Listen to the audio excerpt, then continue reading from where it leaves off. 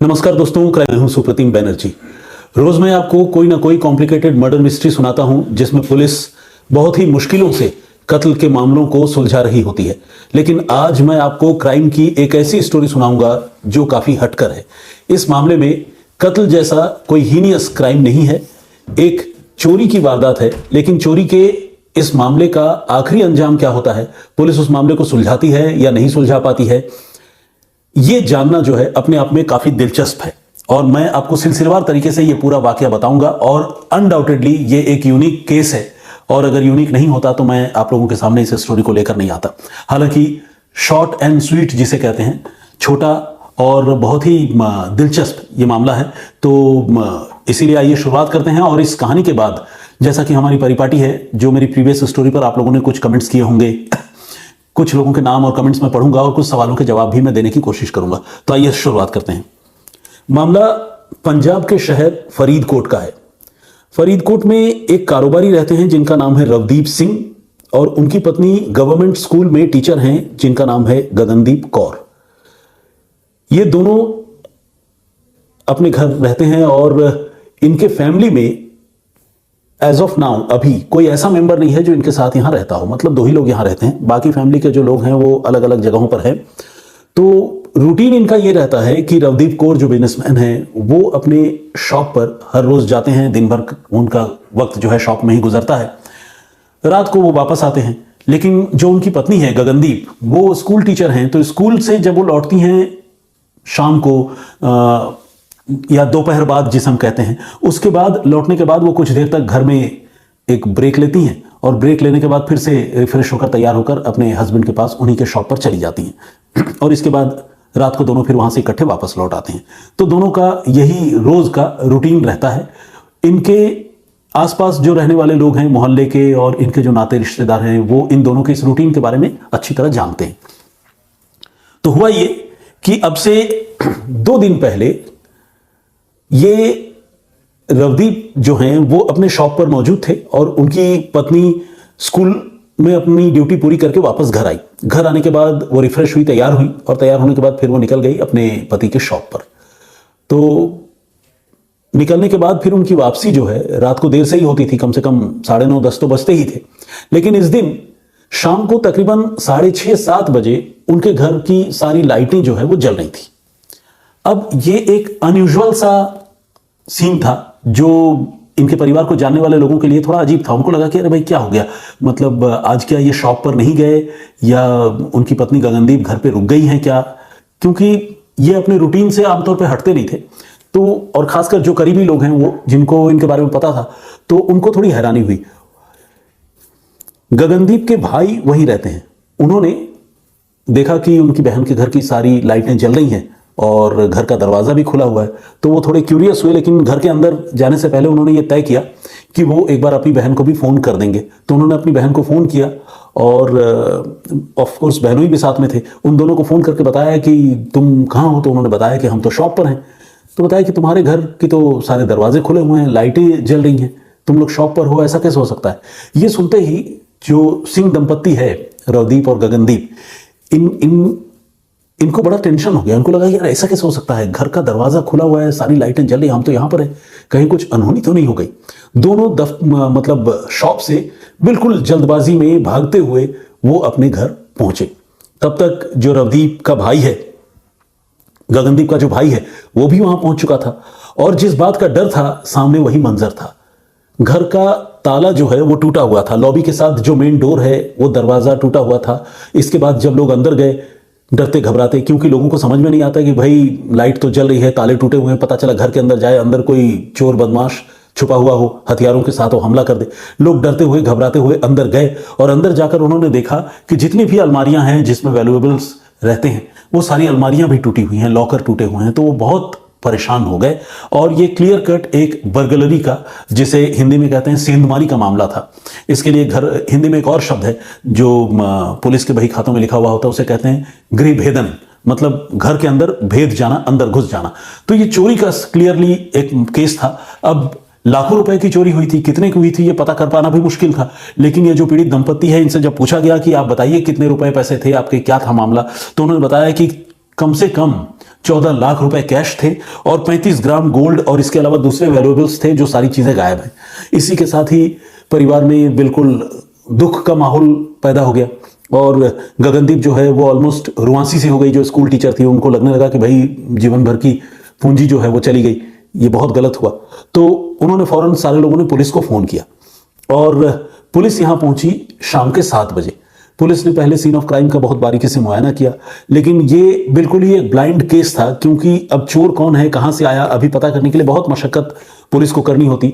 क्योंकि आज की तारीख में जो टेक्निकल इन्वेस्टिगेशन होता है उसके मुताबिक सीसीटीवी फुटेज देखने होते, मोबाइल फोन का डंप डाटा देखना होता, पता नहीं चोर मोबाइल फोन लेकर आया भी था नहीं आया था, यह भी पता करना होता आने वाले वक्त में जब तफ्तीश होती। तो पुलिस जो है अभी ये सारी सोच विचार में लगी हुई थी। तब तक पुलिस ने अपने फॉरेंसिक के एक्सपर्ट्स को भी बुलाया और साथ ही जो कैनाइन यूनिट है, यानी जिसे कहते हैं ना स्नीफर डॉग, उसकी जो यूनिट है उनको भी पुलिस ने कहा कि आप एक बार यहां पर आइए और हमें मदद चाहिए, ताकि हम देखें, पता करें कि भाई इनके घर में जो चोरी हुई है वो चोर कौन है, किधर हो सकता है।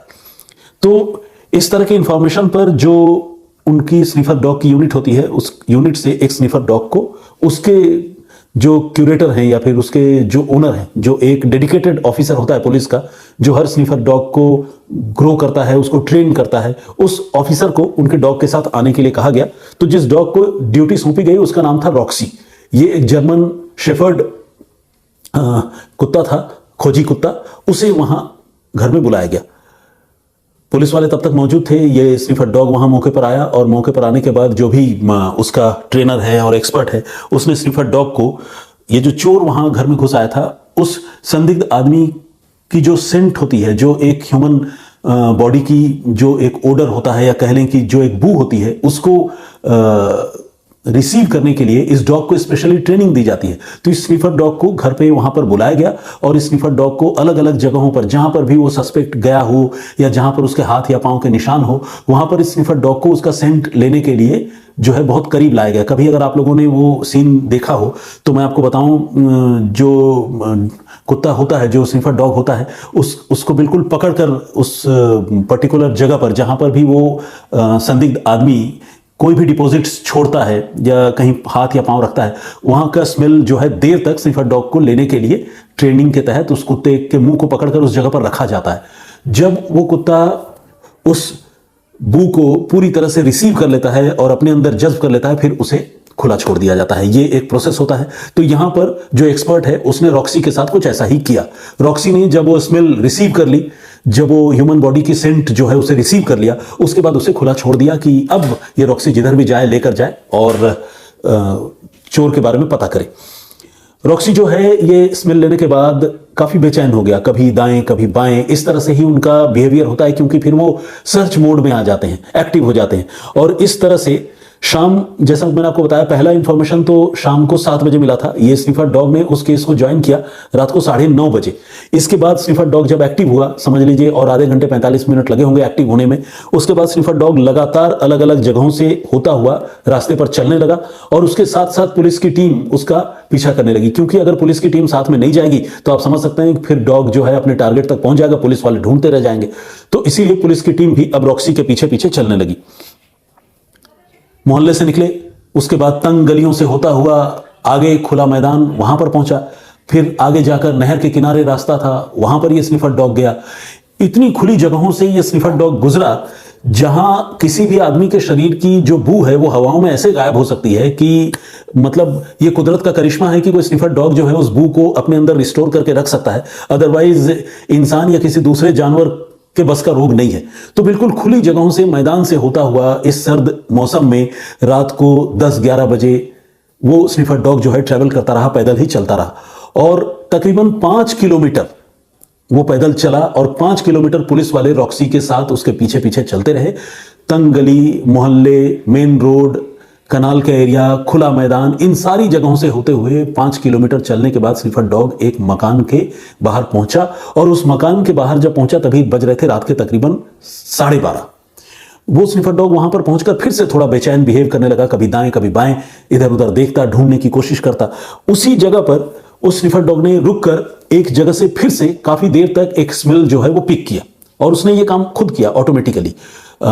ये करने के बाद उसने एक पर्टिकुलर घर को टारगेट किया और उस घर के अंदर वो पुलिस वालों के साथ दाखिल हुआ, आवाज करता हुआ, भौंकता हुआ। और जब वो वहां पहुंचा तो घर के अंदर जो लोग मौजूद थे वो बड़े शॉक्ड रह गए कि भाई ये क्या बात हो गई, खोजी कुत्ता रात 12:30 बजे उनके घर, न किसी से लेना ना देना, ऐसा कैसे हो सकता है। तो घर का जो ओनर था गुरप्यार सिंह, वो रात 12:30 बजे बाहर निकला और उसने कहा कि बताइए क्या बात है। तो पुलिस वालों ने कहा भाई तुम्हारे घर में चोरी का कोई मुलजिम है, हम उसे ढूंढते हुए आए हैं, ये देखो कुत्ता तुम्हें देखकर भौंक रहा है, तो तुम बताओ तुमने क्यों चोरी की और कहाँ की, कैसे की। गुरप्यार सिंह ने कहा कि भाई क्या बात कर रहे हैं, मैं तो खुद किसान हूं, मेरे पास कई बीघे जमीन है, मैं किसी के घर में जाकर चोरी क्यों करूंगा, मैं मतलब न तो कोई नशे का आदी हूं, न मैं कोई गलत काम करता हूं, मैंने कोई चोरी नहीं की। पुलिस ने कहा देखो हमारा स्निफर डॉग जो है आमतौर पर बड़ा ही प्रिसाइज और सटीक तरीके से इन्वेस्टिगेशन के काम को अंजाम देता है, डिविएट नहीं होता। तो जब वो यहां पर लेकर आया है तो हमें शक है कि तुम्हारे घर में कोई ना कोई इस मामले में इन्वॉल्व है, या तो तुम हो या तुम्हारे घर का कोई और मेंबर है, तय कर लो कौन है। गुरप्यार सिंह बिल्कुल अड़ गया, बोला नहीं ऐसा हो ही नहीं सकता, और हमारे घर में कोई चोर हो ही नहीं सकता, मतलब आपकी हिम्मत कैसे हुई कि हमसे आप इस तरह से बात कर रहे हैं। तो पुलिस ने कहा ठीक है अभी सारी बातें क्लियर हो जाएंगी, आप अपने घर का सीसीटीवी फुटेज दिखाइए। एक और गौर करने वाली बात यह है कि जहां पर यह इंसिडेंट हुआ था वहां से लेकर इस पूरे रास्ते में जहां तक से भी ये डॉग ट्रैवल करके पहुंचा, उस पूरे रास्ते में कहीं कोई सीसीटीवी कैमरा नहीं था, या कहीं लगा भी हो तो उसका व्यूज जो है ऐसा नहीं था जो इस रास्ते को ट्रैक कर पाता या किसी आदमी को स्टेप बाय स्टेप फॉलो कर पाता, ऐसा कोई कैमरा लगा हुआ नहीं था। लेकिन जिस घर में इस वक्त पुलिस पहुंची थी और जिस घर में स्निफर डॉग पुलिस वालों को लेकर आया था, उस घर में सीसीटीवी कैमरा लगा हुआ था। पुलिस ने कहा ठीक है सीसीटीवी कैमरा जो आपका लगा है उसके सीसीटीवी कैमरे की हम फुटेज देखना चाहते हैं। ये जैसे ही कहा वो जो गुरप्यार सिंह है उसकी हवा खराब हो गई, उसको लगने लगा कि अरे कहीं मामला गड़बड़ ना हो जाए, उसने बहानेबाजी शुरू कर दी। लेकिन पुलिस ने कहा कि नहीं सीसीटीवी फुटेज तो अब हम चेक करेंगे ही, और पुलिस ने सीसीटीवी फुटेज चेक की। और जब चेक किया सीसीटीवी फुटेज तो आपको जानकर हैरानी होगी कि वो गुरप्यार सिंह ही था जो इस सीसीटीवी फुटेज में एग्जैक्टली जिस टाइम पर चोरी हुई, समझ लीजिए शाम को यही 4:30-5 बजे के आसपास का वक्त रहा होगा, उस समय से थोड़े पहले वो घर से बाहर निकलता हुआ दिख रहा था, और फिर चोरी के बाद वो घर लौटता हुआ भी दिख रहा था। और वो लौटा था जब इसको नोटिस किया गया शाम को, तकरीबन वही आप समझिए कि 7-8 बजे के आसपास की बात होगी, उससे थोड़ा पहले ये लौट कर आया था, और घर से उसके एग्जिट के और एंट्री के साफ साफ फुटेज नजर आ रहे थे। एंट्री के समय उसके हाथ में पैकेट भी था जो इस बात का सबूत था कि उस टीचर के घर से, उस बिजनेसमैन के घर से जो भी इन्होंने चुराई थी वो बिलोंगिंग्स ये साथ लेकर आया था। तो गुरप्यार सिंह एक किसान जो खुद वहां का छोटा मोटा जमींदार था, वो घिर गया, उसके पास अब कोई चारा नहीं था। पुलिस ने कहा कि भाई कहाँ है सामान बताओ, तो अब वो झूठ बोल नहीं सकता था क्योंकि अपने घर के सीसीटीवी फुटेज को कैसे झुठलाता, डॉग वहां मौजूद था, लगातार भौंक रहा था। तो फिर उसकी निशानदेही पर जो सिंह दंपत्ति के घर से चोरी हुई थी, मैंने आपको बताया था नाम रवदीप सिंह और गगनदीप कौर, उनके घर से जो भी चीजें चोरी हुई थी वो सारी चीजों का पैकेट इसके घर से रिकवर हुआ। 5 लाख रुपए कैश थे और कुछ ज्वेलरी थी। पुलिस ने इन सारी चीजों को रिकवर किया। रिकवर करके पुलिस ने सिर्फ 6 घंटे में चोरी के इस कॉम्प्लिकेटेड केस को सुलझा दिया।